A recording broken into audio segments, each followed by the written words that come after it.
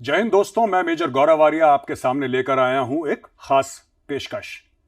Doctor Subramanian स्वामी किसी भी तारुफ के मोहताज नहीं, लेकिन अक्सर आप इनको देखते होंगे टेलीविजन पे, सोशल मीडिया पे बात करते हुए कॉन्स्टिट्यूशन ऑफ इंडिया की जो लीगल चीजें हैं, जो कि कानून से संबंधित हैं, उनके ऊपर बात करते आप इनको देखते होंगे। लेकिन मुझे ये बात वाजे तौर पे पता है, मुझे बात पता है कि इनका बहुत, जिसको कीन एक स्ट्रेटेजिक माइंड है।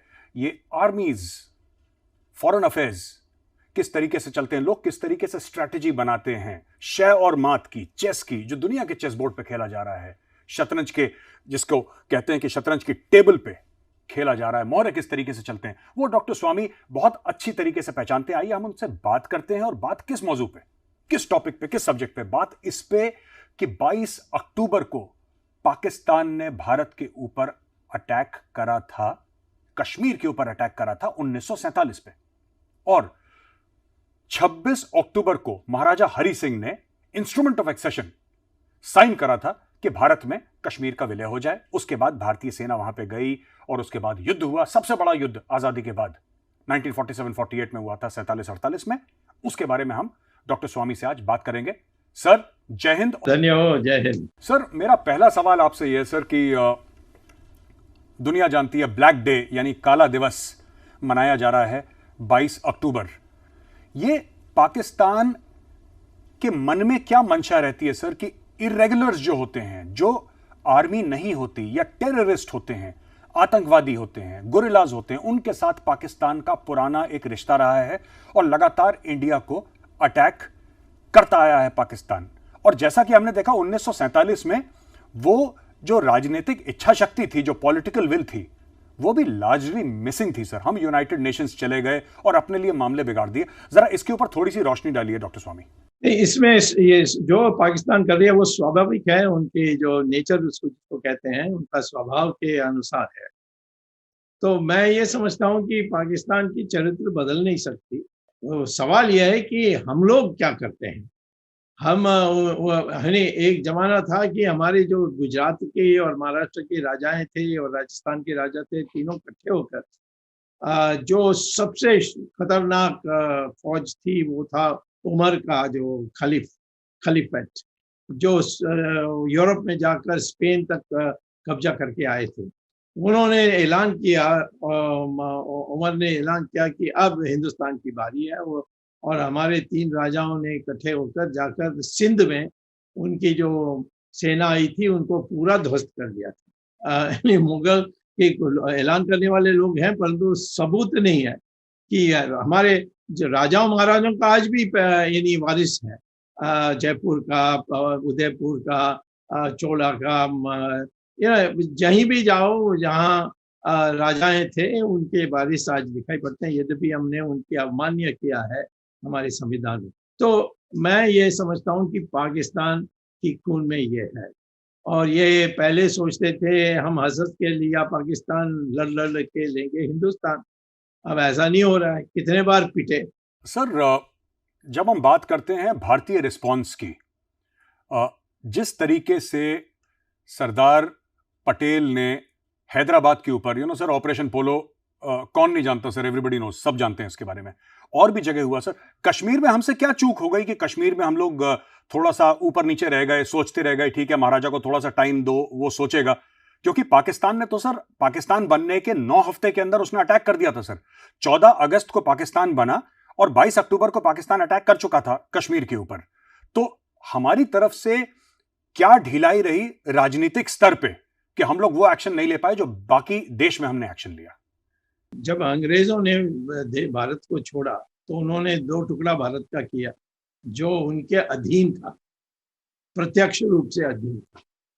हाँ, और उसमें उन्होंने कहा, उनके पार्लियामेंट में जब उन्होंने वो विधायक लाए थे पास करने के लिए, उन्होंने कहा कि हम एक मुस्लिम शासित देश और एक हिंदू शासित देश बनाएंगे। तो पहला गलती हमने किया कि जो अंबेडकर ने सलाह दी थी कि अब सारे मुसलमानों को वहाँ भेज दो और वहाँ के हिंदुओं को यहाँ लाओ, क्योंकि हिंदू शासित और मुस्लिम शासित बना रहे हैं। लेकिन हमारे लोग, कांग्रेस के लोगों ने कहा कि नहीं नहीं, हम सेक्युलर बनने चाहते हैं, तो जो मुसलमान रहने चाहते हैं रह सकता है। तो वहाँ से शुरू हुई मामला। फिर अंग्रेजों ने एक और चालाकी की, वो तो नहीं चाहते थे हमारी भारत एक शक्तिशाली एक अखंड रूप में उभरे। उन्होंने जो 600 राजाएं थे जिनको उन्होंने दबा करके अपने कब्जा में नहीं, कब्जा नहीं, उनकी नियंत्रण में रखी, जैसे मैसूर का, कश्मीर का, हैदराबाद का, ये सारे राजाओं महाराजाओं को, नवाबों को उन्होंने मुक्त कर दिया और कह दिया कि वो अब आप स्वाधीन देश हो। और यदि आपको किसी पाकिस्तान से विलय करना है या हिंदुस्तान से विलय करना या स्वाधीन रहना है, तो फिर आप एक जो 1935 में एक कॉन्स्टिट्यूशन, एक संविधान बनाई थी ब्रिटिश ने हमारे लिए, उसमें लिखा था कि ब्रिटिश राज में किसी को विलय करना, किसी राजा को, तो वो एक इंस्ट्रूमेंट ऑफ एक्सेशन को दस्तखत करनी है। उसमें पार्लियामेंट में जब ये भारत की विभाजन की बात चल रही थी, उन्होंने एक और धारा जोड़ दी उसमें कि यदि वो तटस्थ रहने चाहते हैं वो भी कर सकते हैं। तो ये 600 राजा महाराजाओं को और नवाबों को कहा गया कि आप तय करिए और आपको जनता की राय पूछने की आवश्यकता नहीं है। ये भी लिखा है उस 1935 की संविधान में कि जनता की राय के पूछे बिना राजा या महाराजा नवाब की एक दस्तखत से विलय हो सकता है ब्रिटिश इंडिया में। अब ब्रिटिश इंडिया नहीं है, पाकिस्तान है। हिंदुस्तान ने तो कहा कि पाकिस्तान के साथ विलय कर सकते हो या हिंदुस्तान के साथ विलय कर सकते हो या स्वाधीन रह सकते हो। सरदार पटेल ने एक एक राजा को बुलाया, किसी को साम, किसी को धाम, किसी को भेद, किसी को दंड, उस करके उन्होंने 500 को विलय करा दिया। फिर जवाहरलाल नेहरू ने कहा कि कम से कम एक को तो मेरा छोड़ दो, ये मेरी वारिस की मैं उनका वारिस हूँ, मैं कश्मीरी हूँ, पता है नहीं है कि वो है कि नहीं, मैं कश्मीरी जरूर हूँ क्योंकि मेरा गोत्र काश्यप है और काश्यप ऋषि ने ही कश्मीर पैदा किया, तो इसके माने हम उनके वारिस हैं, तो कश्मीर हम ज़्यादा कश्मीरी हैं।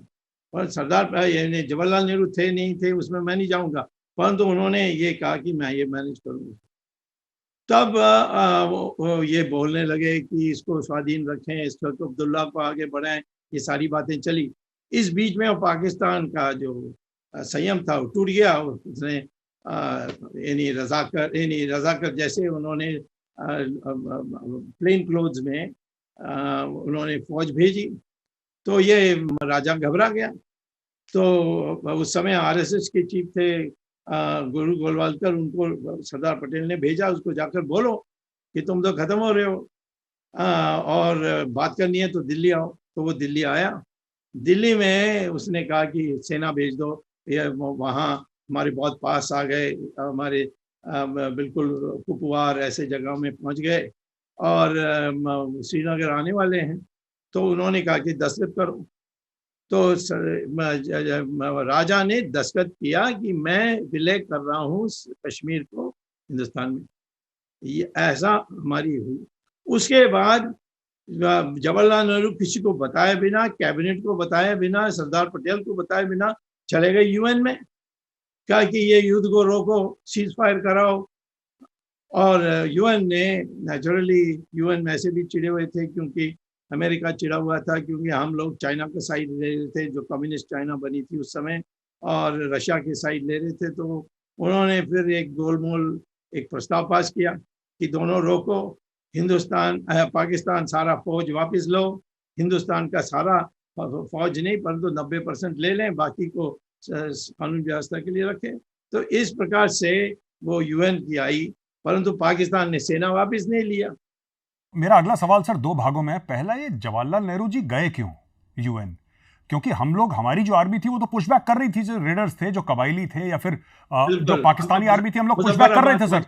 बिल्कुल सर, पूरा ये पुंछ वाला एरिया जो आप वेस्टर्न, अगर मैं उसको वेस्टर्न जम्मू वाला साइड बोलूं, उस तरफ हम लोगों ने पुश करना शुरू कर दिया था, कश्मीर में पुश करना शुरू कर दिया था, लद्दाख में पुश करना शुरू कर दिया था। पहली चीज सर। दूसरी बात, ये गए क्यों? और आज तक अगर आप सर नेशनल वॉर मेमोरियल जाएंगे सर, और आप गए भी हैं, आप नेशनल वॉर मेमोरियल में देखेंगे सर कितने लोग, कितने हमारे भाई वीरगति को प्राप्त हुए बिकॉज, अब मैं क्या बोलूं सर, कि when a prime minister refuse to be a leader, अब मेरे पास और कोई शब्द नहीं है इसको बोलने के लिए। लीडर नहीं है।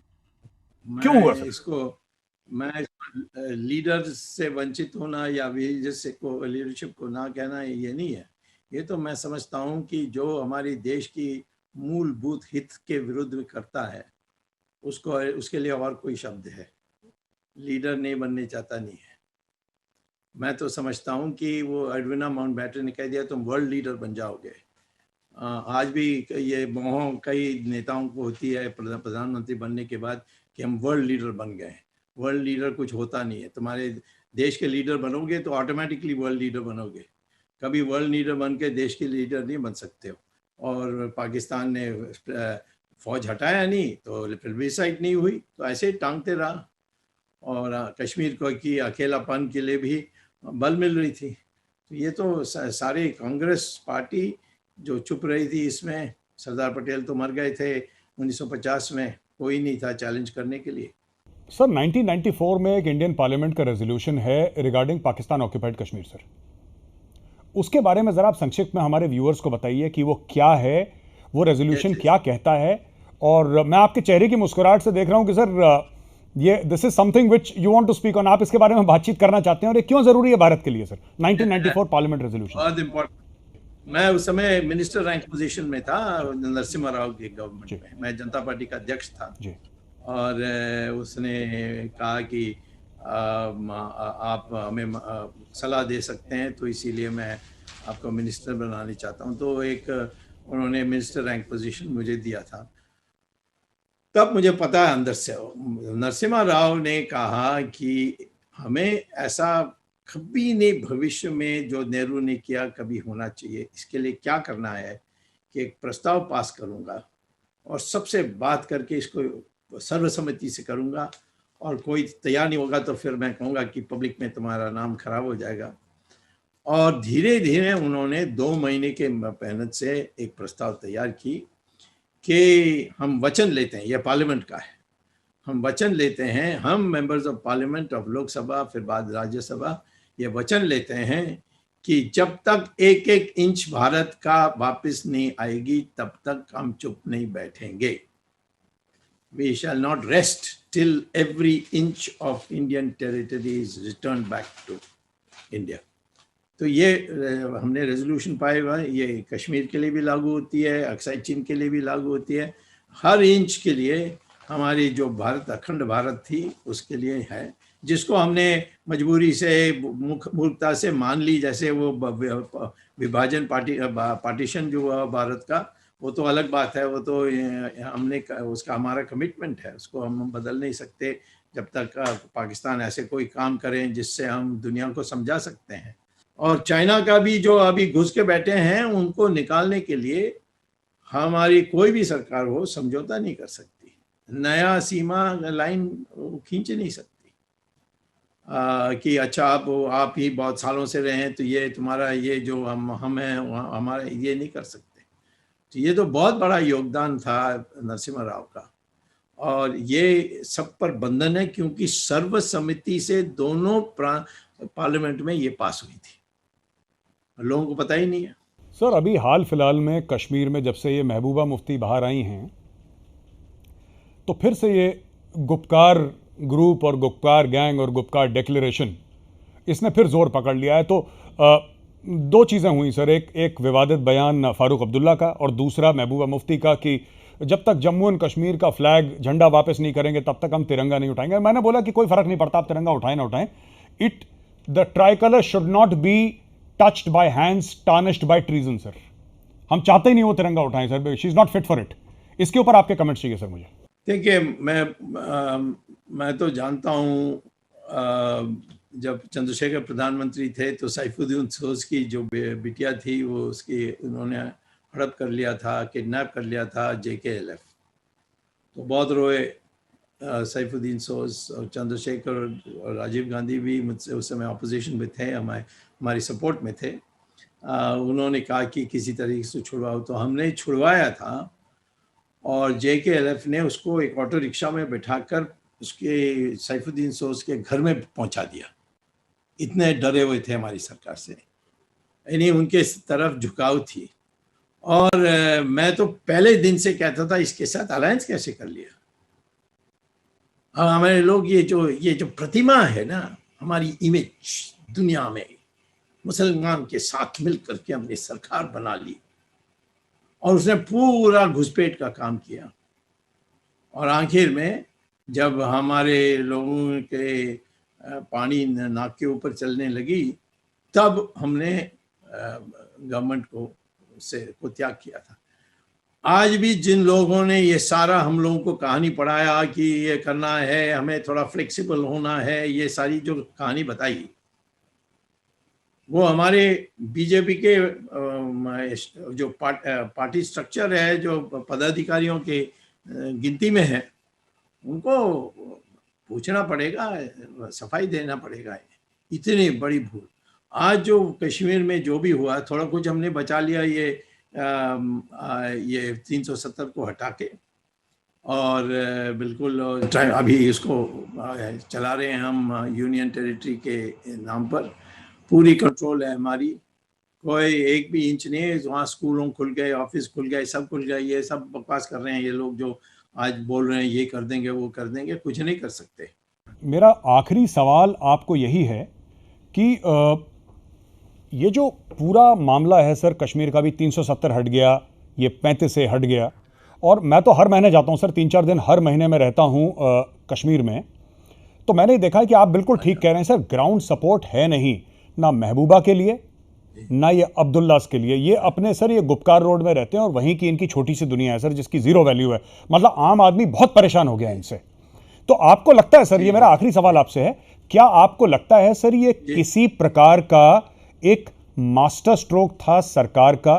क्योंकि 370-35 से हटा, इसको पहले हट जाना चाहिए था। चलिए देर आए दुरुस्त आए, अब हट गया है। Do you think it is a positive step sir? सरकार की नहीं है, ये पार्टी की है।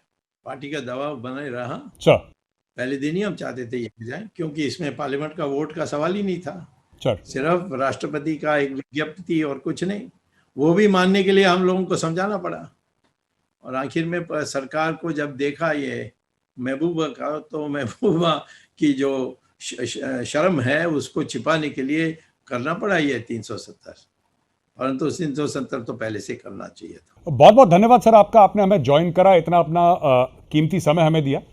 दोस्तों, doctor Subramanian Swamy member of parliament के साथ मैंने बातचीत करी और डॉक्टर स्वामी ने हमें कई सारी चीज़ें बताई, किस तरीके से पाकिस्तान की मानसिकता है, पाकिस्तान ऐसा क्यों करता है।